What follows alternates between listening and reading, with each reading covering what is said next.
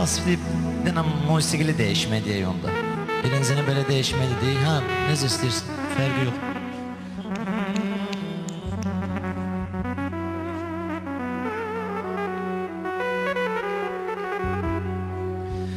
Ay gör nə gözəl sınavdır, imtahandır. Gör nə gözəl sınavdır, imtahandır. Uzağa getməginlə fərqi zaman.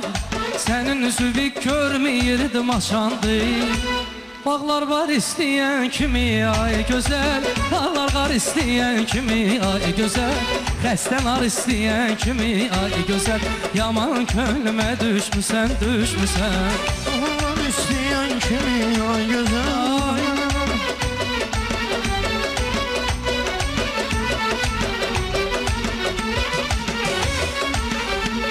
Ay getməmsən pavilyonda qalırsan, şirin-şirin xəyallara dalırsan, sən məni nöş özünlə səhv salırsan. Gülə, gülə, gülə, gülə, ay xanım, sənə qurban olsun bu şirin canım. Gülə, gülə, gülə, gülə, ay xanım, sənə qurban olsun bu şirin canım.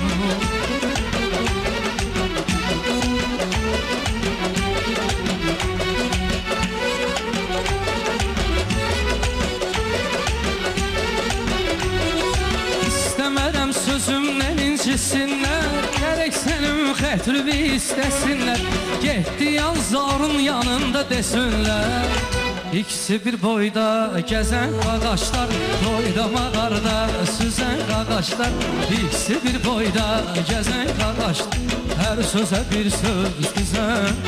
Akli gərək ola adamın qanında, bitkəlikdən dövr eləsin canında. Sən də otur çiçək xanımın yanında. Bu qız nə qəşəkdir, ay Allah, sanki bir mələkdir, ay Allah. Bu qız nə qəşəkdir, ay Allah, sanki bir çiçəkdir, ay Allah.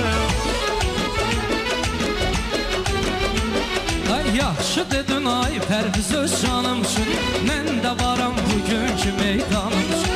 Onda gəl oxuyaq çiçək xanım üçün. Çiçək, çiçək, ya çiçək, ömrümə bəzək, ya çiçək. Çiçək, çiçək, ya çiçək, ömrümə bəzək, ya çiçək.